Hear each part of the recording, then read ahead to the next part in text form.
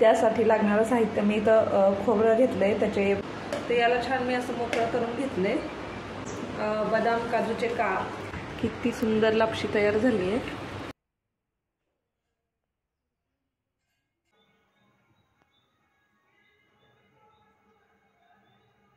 Good morning मित्रांनो, तुम्हा सगळ्यांचं परत एकदा आपल्या नवीन आजच्या ब्लॉगमध्ये स्वागत आहे मित्रांनो.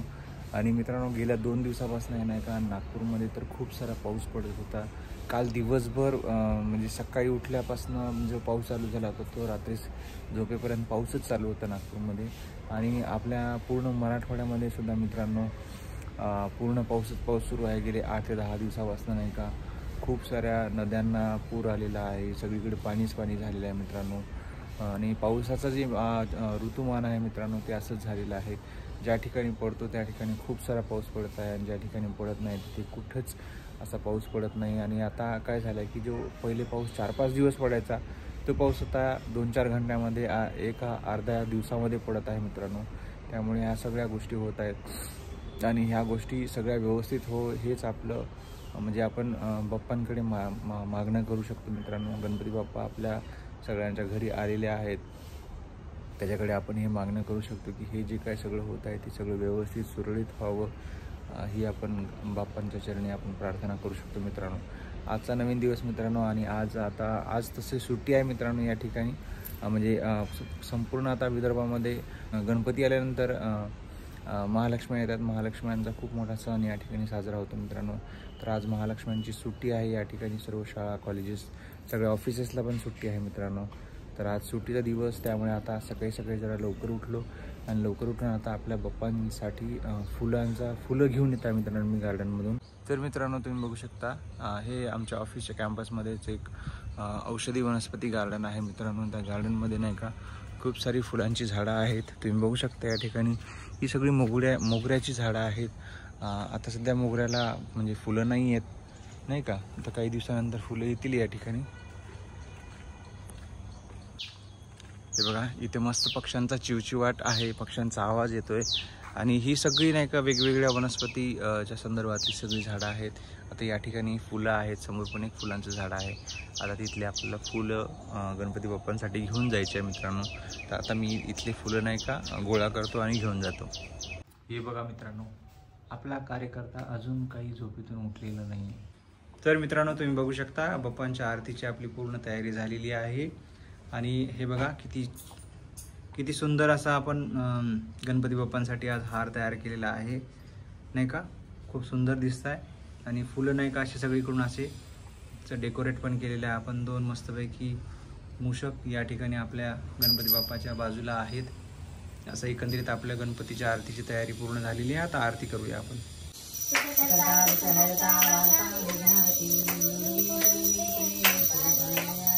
सर्वांनी सुंदर सिंदुराची कंठी धरते माणिकच्या फळाची.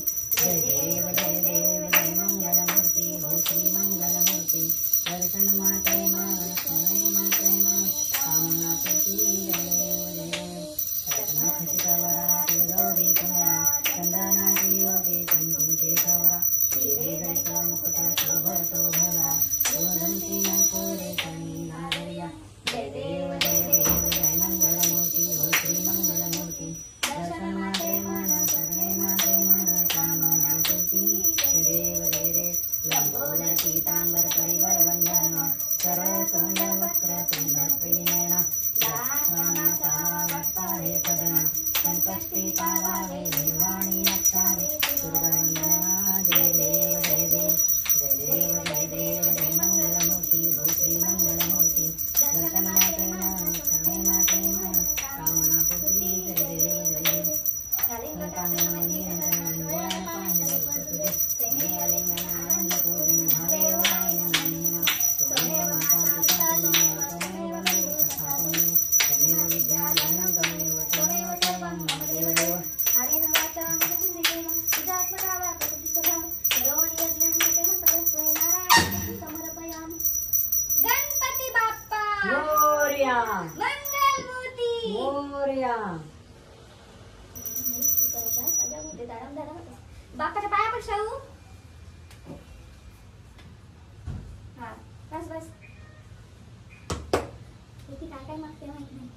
तर मित्र आताच नाही गणपती बाप्पाची आरती झालेली आहे आणि खूप छान आपण आरती आज केलेली आहे. तुम्ही बघितलं असेल खूप सुंदर असा हार सुद्धा आपण गणपती बाप्पासाठी केलेला होता यांनी. मीच केला होता आणि सकाळी मीच फुलं तोडायला गेलो होतो, ते तुम्हाला ऑलरेडी मी सांगितलेलं आहे. तर आज सुट्टीचा दिवस आहे आणि आता छान प्रकारे आरती झालेलीच आहे. यांनी छान आरती वगैरे केली, तयारी पण सगळी केली होती श्रावणी आणि दोघांनी मिळून. आणि आता स्वयंपाकाची तयारी करायची. आणि आज आहे महालक्ष्मींचा सण, तर आमच्या घरी पण खूप छान प्रकारे साजरी केली जाते. पण दूर असल्यामुळे आम्हाला प्रत्येक सणाला जाणं नाही होत काही कारणांमुळे. तर महालक्ष्म्यांच्या ज्या आमच्या घरी बसवलेल्या आहेत तर त्यांची छोटीशी क्लिप पण मी तुम्हाला दाखवेन नक्की, आणि त्या कशा आहेत ते पण तुम्ही सांगा. चला तर आज आता स्वयंपाकामध्ये थोडस स्पेशल तर असणारच आहे. आज सण असल्यामुळे काय स्पेशल आता आहे ते तुम्हाला दाखवण्यात येईल. पण सुट्टी आहे मित्रांनो, पण सुट्टी असली तरी कसं आहे ऑफिसच्या जवळ राहत असल्यामुळे नाही का, तर ते 10 वेळा आतापर्यंत 3-4 वेळा तर जाऊन आलेले आहेत, त्यामुळे पूजेला पण लेट झालंय. तर आता परत एकदा जाऊन यायचं आहे, ती पण म्हणजे जबाबदारी ती पार पाडायची आहे आणि तुमच्याशी असं बोलायचं पण आहे. ह्या दोन्ही जबाबदारी आपल्याकडे. तर चला आता मी जाऊन येतो, तोपर्यंत मस्तपैकी जेवण तयार होणार आहे. हो, मी स्वयंपाकाची तयारी करते आणि तुम्हाला दाखवते काय काय आपण केलेलं आहे आज. तर हे बघा, सुंदर अशी रांगोळी काढलेली आहे मी. आणि पूजा वगैरे तर आताच झालेलीच आहे. घरामध्ये गणपती बाप्पा आले की एकदम प्रसन्न. आणि हे मोदक आहेत ना, ते आमची श्राव एक एक घेऊन आपली खात असते. आणि तर हे बघा, श्राव बसलेली आहे इथं. आरती वगैरे छान झाली. आणि आता श्राव आता मोबाईल बघायचाय नाही. तर पूजा वगैरे झालेलीच आहे तुम्ही पाहिल्याप्रमाणे. आणि आता ते पण गेलेले आहेत ऑफिसला आणि माझी चालू आहे स्वयंपाकाची तयारी. तर आज गावाकडे म्हणजे सगळीकडेच बहुतेक आज महालक्ष्मीच्या सणाला पुरणपोळीचा नैवेद्य केला जातो. तर मी आज म्हणजे मी आत्ताच केली होती, त्यामुळे मी काही पुरणपोळी करणार नाहीये. तर मी बनवणार आहे पुरी भाजी आणि बाकीच्या गोष्टी तर मी तुम्हाला दाखवेनच नंतर. आणि तर स्वीटमध्ये मी बनवणार आहे आज लापशी. तर मी तुमच्याबरोबर लापशीची रेसिपी शेअर करते. चला तर आता फटाफट लापशी बनवूया आणि नंतर मग मी बाकीचा स्वयंपाक पण करून घेते. त्यासाठी लागणारं साहित्य मी इथं खोबरं घेतलंय, त्याचे बारीक बारीक काप करून घेतलेत. इथं आहे वेलची पूड, इथं मी घेतली खसखस, काजू घेतलेत थोडेसे कट करून आणि बदाम घेतलेत. तर हा आहे लापशीचा रवा, त्याला कोणी दलिया पण म्हणतात. आणि हे आहे गूळ. तर जेवढ्या प्रमाणात लापशीचा रवा घेतलाय त्याच प्रमाणात गूळ पण घ्यायचा आहे आपल्याला. आणि हे बघा, मी इथं 2 ते 3 चम्मच तूप घेतलंय. यामध्ये मी घेणार आहे लापशीचा रवा टाकून घेणार आहे.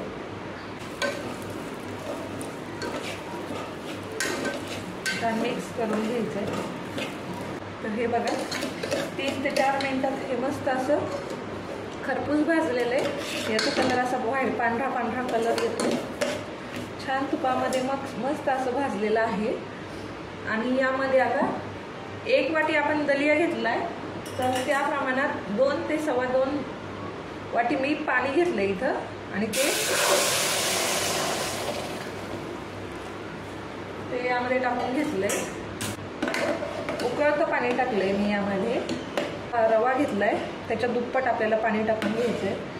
आणि आता याला हाय फ्लेमवर 1 शिट्टी करून घेणार आहे आणि नंतर कमी फ्लेम करून 5 मिनिटं शिजवून घ्यायचं आहे आपल्याला.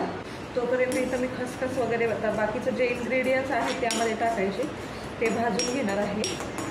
मी थोडंसं तूप घेतलंय आणि त्या तुपामध्ये जे खोबऱ्याचे आपले काप आहेत केलेले, तर ते छान फ्राय करून घ्यायचे.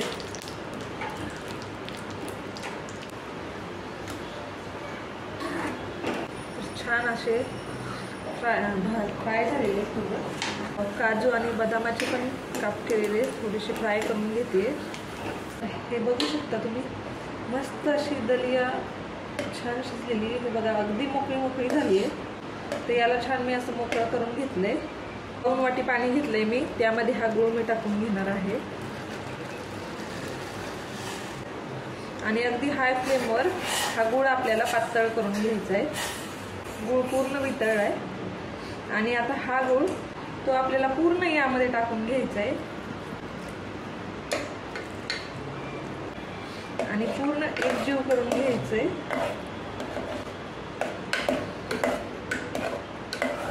आणि याला आता आपल्याला 5 मिनिटं यावर प्लेट वगैरे ठेवून शिजवून घ्यायचंय झाकून कमी फ्लेमवर.